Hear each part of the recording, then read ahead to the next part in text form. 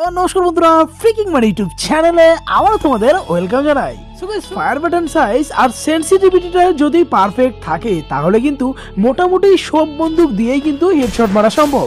কিন্তু guys 85% player কিন্তু বড় ইউটিউবারদের ভিডিও দেখে নিজেদের সেটিংটা বদলায় নেয়। তবে মজার কথা তো এখানে যে সবার মোবাইলই আলাদা আলাদা কোম্পানির, যার জন্য প্রত্যেকটা মোবাইলের র্যাম রম টাচ সেনসিটিভিটি সম্পূর্ণটাই আলাদা আলাদা হয়ে থাকে। আর এটার জন্যই কিন্তু প্রত্যেকটা মোবাইলের perfect headshot fire button size আর হেডশট সেনসিটিভিটিটা আলাদা আলাদা হয়ে থাকে। তো গাইস, পারফেক্ট হেডশট সেনসিটিভিটিটা কিভাবে বানাবে এটার ভিডিও আগেই দিয়েছি, এটার পর ওই ভিডিওটাও তোমরা দেখে নেবে। আর বাকি থাকলো আপডেটের পরে পারফেক্ট ফায়ার বাটন বা হেডশট ফায়ার বাটন, সেটা আমরা আজকের ভিডিওতে শিখবো। তবে তার আগে গাইস, আজকের ভিডিওর লাইক আমি রাখছি মাত্র 1000 লাইক। ফটাফট তোমরা এটাকে কমপ্লিট করে দাও। আর এই ধরনের ধামাকাদার ট্রিকের ভিডিও যদি রেগুলার তোমাদের মোবাইলে পেতে চাও তাহলে কিন্তু সবার প্রথমে নিচে লাল রঙের সাবস্ক্রাইব বাটনে ক্লিক করে পাশে বেল নোটিফিকেশনটা অল করে দেবে।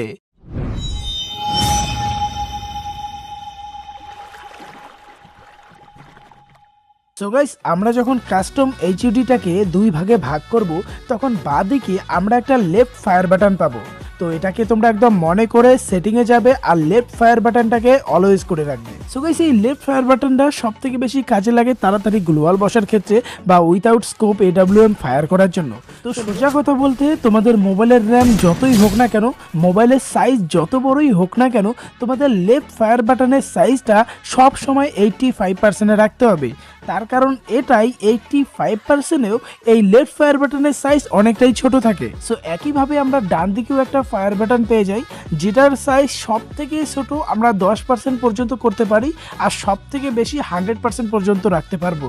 তবে এই দুটা সাইজই আমাদের কোনো কাজের না। দেখো, যখন আমরা ফায়ার বাটনটাকে ড্র্যাগ করি তখন কিন্তু এটার মেইন পজিশন এক জায়গাতেই থাকে, কিন্তু ড্র্যাগ হওয়ারও একটা নির্দিষ্ট মাপ রয়েছে যেটার বাইরে কিন্তু আমরা কখনোই ড্র্যাগ করতে পারবো না। তো তোমরা এই ক্লিপে ভালো মতোই দেখতে পাচ্ছ ফায়ার বাটনের সাইজ ছোট হোক বা বড় হোক, এখানে দেখতে পাচ্ছ এটা ড্র্যাগ হওয়ার পজিশনটা কিন্তু সেম রয়েছে। তবে এখানে যদি ফায়ার বাটনের সাইজটা আমরা অতিরিক্ত বড় রাখি তাহলে কিন্তু এখানে ড্র্যাগ করার জন্য জায়গা অনেকটা কম থাকতেছে। আর ড্র্যাগ করার জায়গা কম থাকার জন্য কিন্তু তোমাদের বডি শট বেশি লাগবে, হাজার চেষ্টা করলেও কিন্তু খুব কমই তোমাদের হেডশট লাগবে। আর ফায়ার বাটন বড় রাখলে সব থেকে বড় সমস্যা তো এখানে হয়, যখনই আমরা এনিমির সামনে রাশ নিতে যাব তখন স্ক্রিনটাকে রোটেট করতে গিয়ে ফায়ার বাটনে ক্লিক পড়ে যায়। আর এখানে যদি তোমরা ফায়ার বাটনের সাইজটাকে 35%-এর নিচে রাখো তাহলে তোমরা যদিও সঠিকভাবে ড্র্যাগ করো দেখবে তোমাদের গুলি বেরোবে না, মানে ফায়ার বাটন কাজই করবে না। তো এবারে কথা হচ্ছে যে আমাদের মোবাইলের সাইজ অনুযায়ী আমাদের ফায়ার বাটনের সাইজটা কত পার্সেন্টে রাখতে হবে।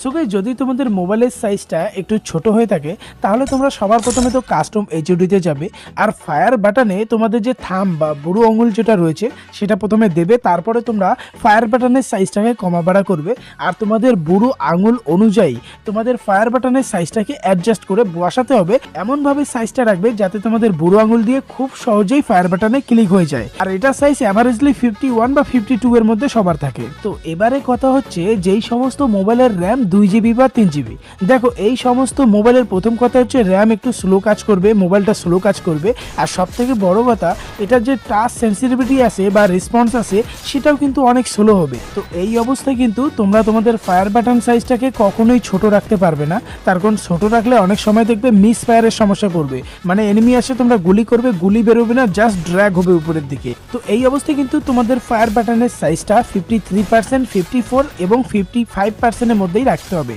ট্রেনিং গ্রাউন্ডে গিয়ে দেখবে তোমাদের মোবাইলের জন্য যেটা বেস্ট হবে তোমরা ওটাতেই খেলা শুরু করবে। সো গাইস, এবারে কথা হচ্ছে যদি তোমাদের মোবাইল হাই এন্ড ডিভাইসের মধ্যে থাকে, ধরো 6GB, 8GB, 12GB এই র্যামের মধ্যে যদি থাকে, এক্ষেত্রে কিন্তু নতুন আপডেটের পর গেরিনা টাচ সেন্সিটিভিটির সমস্ত ইস্যু অলরেডি সলভ করে দিয়েছে, যার জন্য এই সমস্ত ডিভাইসে কিন্তু তোমরা টাচ সেন্সিটিভিটির কোনো ইস্যু দেখতে পারবে না। আর এই অবস্থায় তোমাদের ফায়ার বাটন সাইজটা 40%, 45% বা 48% এই তিনটার মধ্যেই তোমাদের রেখে খেলা ট্রাই করতে হবে। ভাই এমনটা কিন্তু না যে আমি তোমাদের র্যান্ডমলি তিনটা সেটিং বলে দিলাম। এটা আমি নিজে পার্সোনালি ট্রাই করেছি আলাদা আলাদা ফোনে। তো আলাদা আলাদা ফোনের ক্ষেত্রে আলাদা আলাদা পার্সেন্ট ভালো মতো কাজ করে। তো তোমরাও এটাকে ট্রেনিং গ্রাউন্ডে একটু টেস্ট করে দেখবে, তোমাদের জন্য যেটা বেটার হবে ওটার দিকে তোমরা ক্যারি অন করবে। তো গাইস এবারে কথা হচ্ছে যে আমাদের মোবাইল অনুযায়ী আমাদের ফায়ার বাটনের সাইজটা কোন জায়গায় রাখতে হবে। তো এই সেটিংটা এখন আমি তোমাদের লাইভ ক্যামেরায় প্র্যাকটিক্যালি দেখাই দেবো। এটার জন্য গাইস তোমরা সবার প্রথমে মোবাইলটাকে যেভাবে গেম খেলো এইভাবে মোবাইলটাকে সবার প্রথমে ধরবে, আর তোমরা না দেখে নর্মালি তোমরা ড্র্যাগ করার চেষ্টা করবে। তোমরা দেখবে ম্যাক্সিমাম যেই জায়গা থেকে তোমাদের আঙুল দিয়ে তোমাদের ড্র্যাগ হচ্ছে সেই জায়গাটা দেখবে ওই জায়গাতেই কিন্তু তোমাদের ফায়ার বাটনটাকে বসাতে হবে। আর বাস হয়ে গেল, একবার তোমরা পজিশনটা বুঝে নিলে এবার শুধু তোমরা সাইজটাকে একটু রিঅ্যাডজাস্ট করে নাও, বাস তোমাদের পারফেক্ট ফায়ার বাটন সাইজ তোমাদের হয়ে গেল। তবে গাইস শুধু সাইজ হলেই হবে না, সাথে তোমাদের সেন্সিটিভিটি সেটিং এবং আদার্স কন্ট্রোল সেটিংও দেখতে হবে। এটার জন্য এই দুটো ভিডিও আছে যেটা তোমাদের হেল্প করে, সেটাকে তোমরা ফটাফট দেখে নাও। তো এই ছিল আজকের ভিডিওটা কেমন হলো এখনো কমেন্ট বক্সে জানাই দেবে। তো আবার দেখা হচ্ছে নতুন কোনো ভিডিওতে নতুন টিপস গ্লিচ হতে, তত বুঝতে পাই।